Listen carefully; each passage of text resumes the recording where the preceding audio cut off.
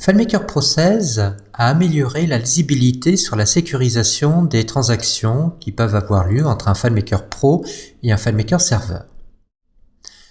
Si j'essaie de me connecter à un FileMaker Server qui est sécurisé, FileMaker va me l'indiquer. Ou au contraire, s'il ne l'est pas, il va m'afficher une alerte. Par exemple, si j'essaye de me connecter sur ce serveur qui n'est pas du tout protégé, FileMaker va m'afficher une alerte m'invitant à ne pas m'y connecter. A l'inverse, si je me connecte sur un FileMaker Server qui est protégé, FileMaker va me le signaler par cette icône ici du cadenas vert. Je peux, en cliquant sur cette icône, afficher le certificat.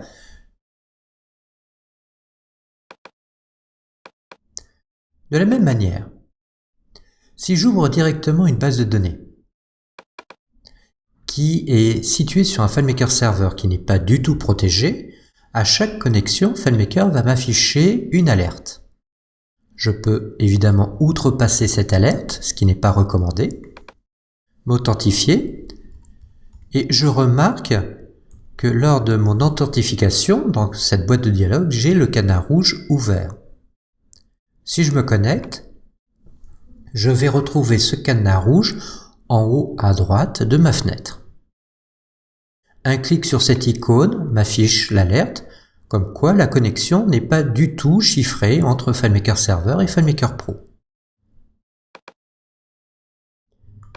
Si maintenant j'essaie de me connecter à une base de données qui est protégée, FileMaker va m'afficher donc le cadenas vert en permanence, ici dans la boîte d'authentification, mais aussi, une fois que la base sera ouverte, en haut à droite de chaque fenêtre, m'indiquant que là je suis sur une base de données qui est hébergée sur un FileMaker Server et la liaison entre FileMaker Server et FileMaker Pro est chiffrée par un protocole SSL.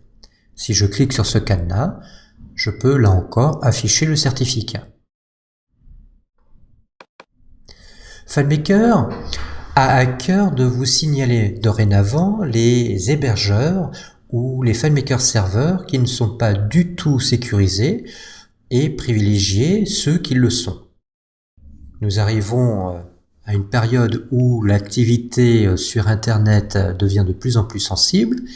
Il est d'une importance cruciale de savoir si les données qui transitent sur Internet sont protégées ou non.